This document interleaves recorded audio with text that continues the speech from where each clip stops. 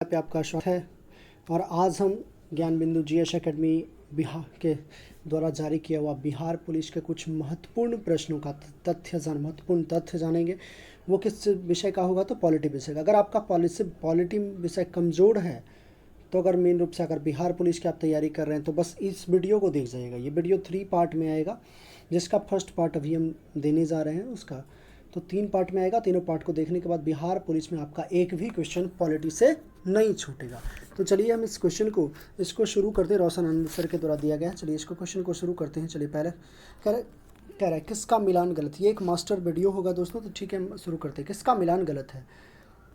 किसका मिलान गलत है? दिया हुआ है ऑप्शन: संचालन समिति राजेंद्र प्रसाद, संघ शक्ति समिति सरदार वल्लभ भाई पटेल, संघ शक्ति समिति सरदार पटेल, संघीय संविधान समिति नेहरू जी, मौलिक अधिकार उप समिति जैविक कृपलानी। संविधान सभा के ने भारतीय संविधान के निर्माण को लेकर 8 बड़ी समिति और 13 छोटी समिति का गठन किया। संविधान सभा ने संविधान का निर्माण को लेकर के 8 बड़ी समिति और 13 छोटी समितियों का गठन किया। आप लोग यहाँ पे सोच रहे हैं कि क्वेश्चन है, क्वेश्चन इस संविधान में कि क्वेश्चन का डिस्कशन है, बहुत ही ज़्यादा इंपॉर्टेंट होगा, क्योंकि रोशन आंसर ने भारतीय राज्य व्यवस्था को यानी पॉलिटी को इस रूप में व्यवस्थित किया है कि क्वेश्चन एक देके और उसके साथ उसका जो जितना भी उससे फैक्ट बने वो सारा कंप्लीट करवाया जा रहा है। तो इसी तरीके से ये क्वेश्चन आपको 45 नंबर दिखा। देखिए क्वेश्चन कह रहा है क्या? संघ शक्ति समिति पंडित जवाहर, संघ संविधान समिति और संघ शक्ति समिति दोनों पंडित जवाहरलाल नेहरू। संघ शक्ति समिति, संघ संविधान समिति, राज्यों से समझौता करने वाली समिति कौन भी ये भी बनी है किसके लिए? तो राज्यों से समझौता करने वाली समिति पंडित जवाहरलाल नेहरू। पंडित जवाहरलाल नेहरू के लिए 3 समिति: संघ संविधान समिति, संघ शक्ति समिति और राज्यों से समझौता करने वाली समिति। 4 नंबर कहता है कि प्रांतीय संविधान समिति सरदार वल्लभ भाई पटेल। पर प्रांतीय संविधान समिति पर सरदार वल्लभ भाई पटेल मूल अधिकार और अल्पसंख्यकों को लेकर परामर्श समिति के 2 मतलब कि उप समिति बनी है, जैसे मूल अधिकार उप समिति जैविक कृपलानी और अल्पसंख्यकों को लेकर उप समिति जो बनी है उसे HC मुखर्जी उसके अध्यक्ष थे। संचालन समिति की बात करें, संचालन समिति में कह रहा है कि राजेंद्र प्रसाद और प्रक्रिया नियम समिति। राजेंद्र प्रसाद के लिए संचालन समिति, प्रक्रिया नियम समिति दोनों राजेंद्र प्रसाद। एक होता है तदर्थ झंडा समिति, वो अभी आगे मिलेगा आपको। प्रारूप समिति डॉक्टर भीमराव अम्बेडकर। तो संविधान सभा के लिए 8 बड़ी समितियाँ था, 8 बड़ी समितियों को मैंने बताया। और चलते हैं कि संविधान सभा की 13 संविधान सभा की 13 छोटी समिति के बारे में। वित्त एवं कर्मचार समिति के अध्यक्ष हैं डॉक्टर इंद्र प्रसाद। क्रेडेंशियल समिति अल्लादी कृष्णा स्वामी अय्यर, या प्रत्यायक भी कहते हैं, प्रत्यायक या क्रेडेंशियल समिति अल्लादी कृष्णा स्वामी अय्यर। सदन समिति बी पट्टाभी सीतारामैया। कार्य संचालन समिति डॉक्टर के मुंशी। राष्ट्रध्वज तदर्थ समिति डॉक्टर राजेंद्र प्रसाद। राष्ट्रध्वज तदर्थ समिति डॉक्टर राजेंद्र प्रसाद। संविधान सभा के कार्यों के लिए समिति जीबी मावलंकर। संविधान सभा के कार्यों के लिए समिति जीबी मावलंकर। और सर्वोच्च न्यायालय के लिए तदर्थ समिति H वरदाचारी। ये कहीं नहीं मिलेगा दोस्तों, ये बहुत इंपॉर्टेंट। सर्वोच्च न्यायालय के लिए तदर्थ समिति H वरदाचारी, जो कि संविधान सभा के सदस्य नहीं थे। आगे बढ़ते हैं। मुख्य चुनाव आयुक्त, तो मुख्य आयुक्तों के प्रांतों के लिए समिति बी पट्टाभी सीतारामैया। किसके लिए? तो मुख्य आयुक्तों के प्रांतों के लिए समिति बी पट्टाभी सीतारामैया। और संघीय संविधान के वित्तीय प्रावधानों से संबंधित समिति नलिनी रंजन सरकार, जो भी सभी संविधान सभा के सदस्य नहीं थे। बात करें तो भाषाई आयोग, प्रांत आयोग की बात करें, भाषाई प्रांत आयोग कौन हो जाएंगे? SK डागर, जो कि संविधान सभा के सदस्य नहीं थे। प्रारूप संविधान की जांच के लिए विशेष समिति डॉक्टर ये जवाहरलाल नेहरू। प्रेस दीर्घा समिति उषा नाथ सेन। नागरिकता पर तदर्थ समिति S वरदाचारी। स्वतंत्र भारत के पहले मंत्रिमंडल में किसका मिलान करते? तो इसका अगर डिस्कशन देखें अंतरिम सरकार में, तो जवाहरलाल नेहरू परिषद के उपाध्यक्ष बने हैं। जवाहरलाल नेहरू परिषद के उपाध्यक्ष। राष्ट्रमंडल संबंध विदेशी मामले सरदार वल्लभ भाई पटेल गृह सूचना प्रसारण मंत्रालय। राजेंद्र प्रसाद खाद्य एवं कृषि मंत्रालय। जॉन मथई उद्योग एवं आपूर्ति।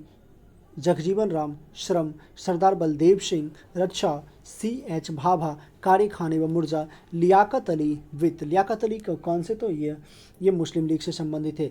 अब्दुल रब नस्तर डाक एवं वायुवाणी के संचार विभाग इसको कहते हैं। आसफ अली रेलवे एवं परिवहन।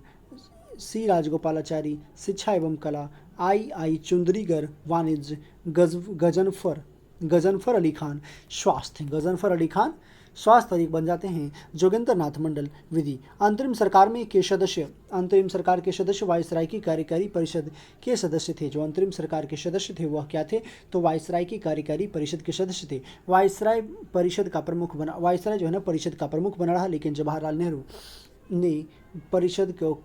को परिषद का उपाध्यक्ष बना दिया गया।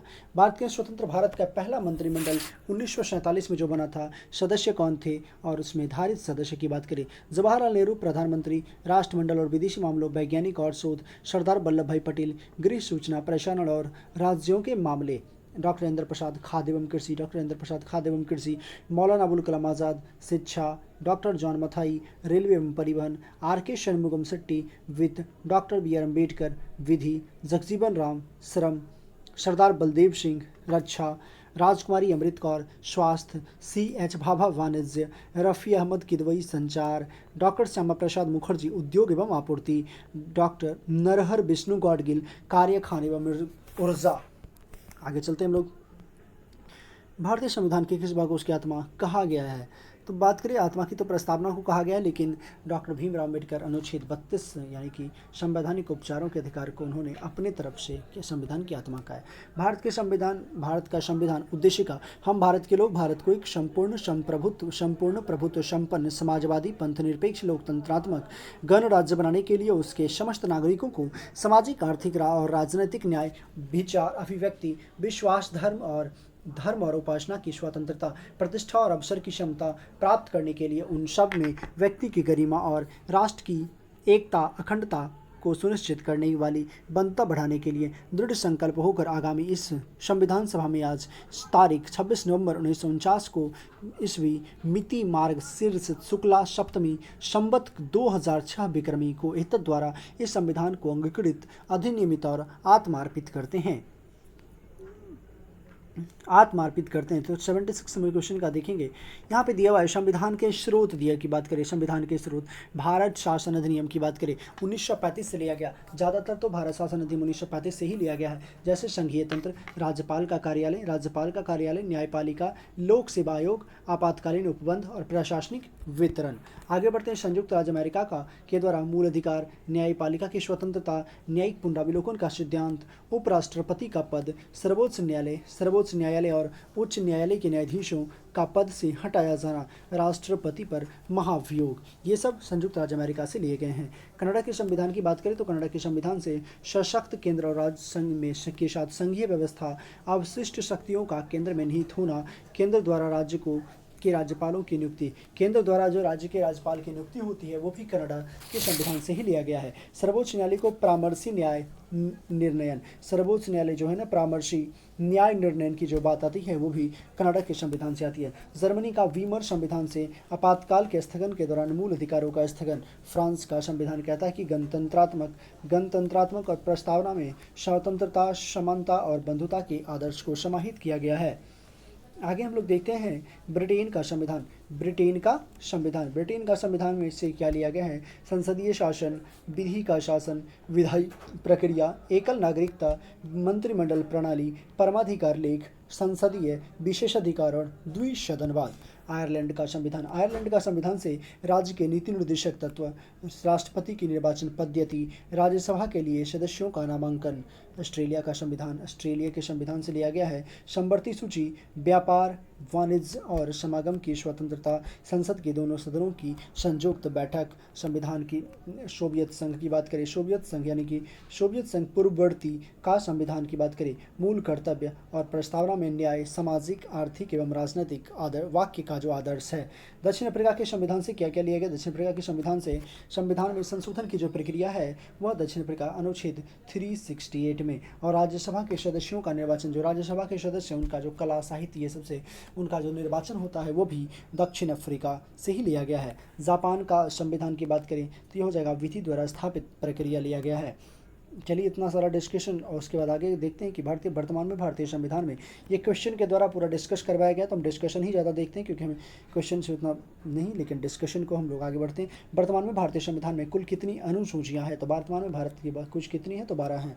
भारतीय मूल संविधान में 8 अनुसूची था, लेकिन संविधान संशोधन के माध्यम से संविधान संशोधन के माध्यम से अनुसूची 9वीं तत्पश्चात अनुच्छेद की संख्या 12 हो गई है। 9वीं अनुसूची की बात करें तो प्रथम संविधान संशोधन 1951 के तहत इसे शामिल किया गया। 9वीं अनुसूची को प्रथम संविधान संशोधन 1951 के द्वारा शामिल किया गया।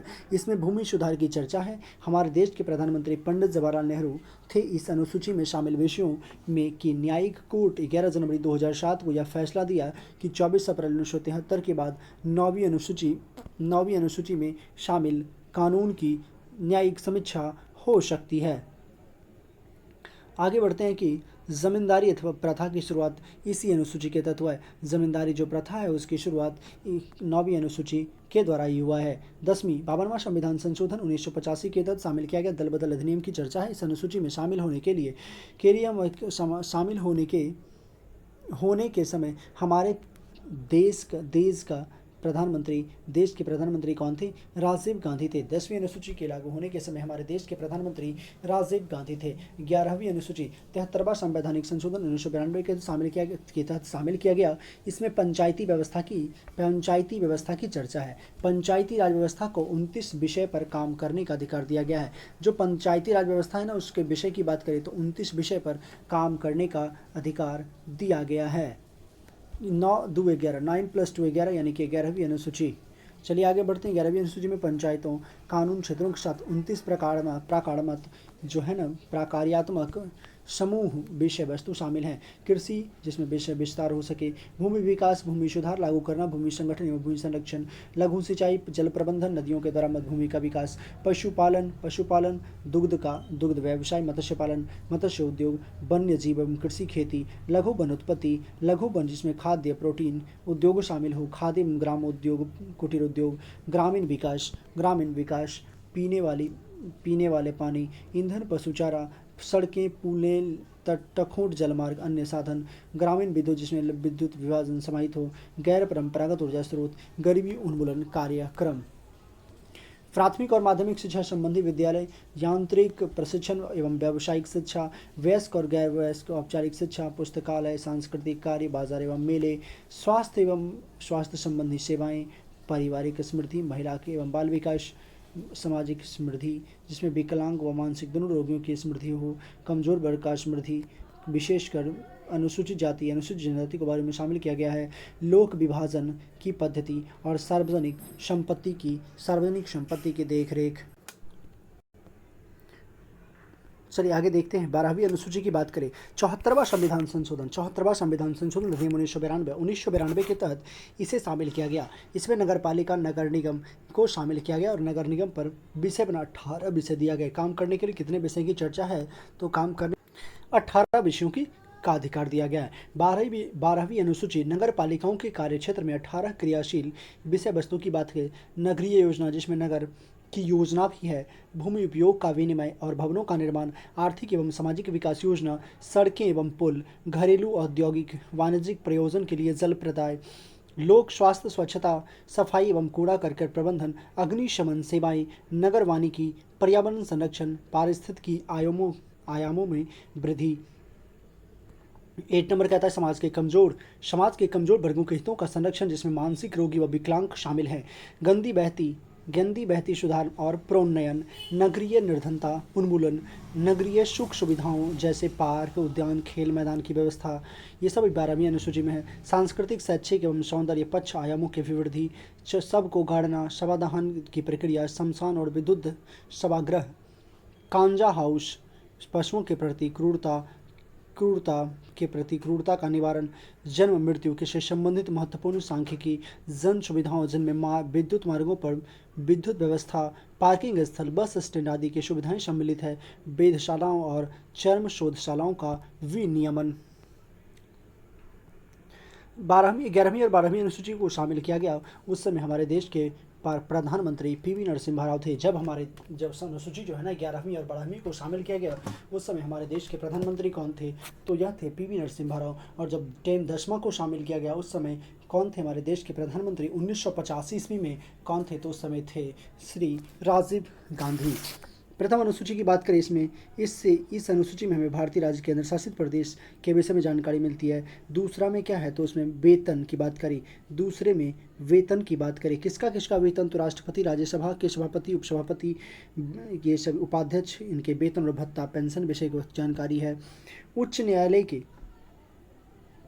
न्यायालय के न्यायाधीशों के वेतन राज्य के संचित निधि से दिया जाता है, जबकि पेंशन भारत की संचित निधि से दिया जाता है। बहुत इंपॉर्टेंट है। तृतीय अनुसूची कह रहा है कि इसमें शपथ, इसमें क्या चीज़ की बात कर रही है, तो इसमें शपथ का चर्चा है।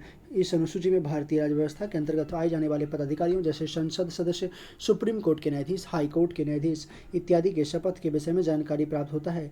तीसरी अनुसूची में हमें राष्ट्रपति, उपराष्ट्रपति और राज्यपाल के शपथ ग्रहण के विषय में जानकारी नहीं प्राप्त होती है। बहुत इंपॉर्टेंट है कि जो तीसरा अनुसूची है ना, तीसरी अनुसूची में हमें राष्ट्रपति, उपराष्ट्रपति और राज्यपाल के शपथ ग्रहण की जानकारी नहीं दी जाती है। राष्ट्रपति के शपथ ग्रहण की चर्चा अनुच्छेद 60, उपराष्ट्रपति का अनुच्छेद 69 और राज्यपाल का अनुच्छेद 159 में है। सुप्रीम कोर्ट को शपथ सुप्रीम कोर्ट के मुख्य न्यायाधीश दिलाते हैं। राष्ट्रपति को शपथ सुप्रीम कोर्ट के मुख्य न्यायाधीश दिलाते हैं। उपराष्ट्रपति को राष्ट्रपति दिलवाते हैं। प्रधानमंत्री अन्य मंत्रियों को राष्ट्रपति दिलवाते हैं। राज्यपाल को भी मुख्य न्यायाधीश उच्च न्यायालय के दिलवाते हैं और मुख्यमंत्री अन्य मंत्रियों की नियुक्ति का जो शपथ होता है वह राज्यपाल ही करवाते हैं। चौथी अनुसूची की बात करें, इस अनुसूची में राज्यसभा सीटों का बंटवारा के विषय में जानकारी है। जैसे उत्तर प्रदेश में राज्यसभा की 31 और बिहार में 16 सीट दिए गए हैं। और बिहार में लोकसभा की बात करें तो लोकसभा का 40 सीट्स है, लेकिन अगर उत्तर प्रदेश में माने लोकसभा का तो 80 सीट्स है।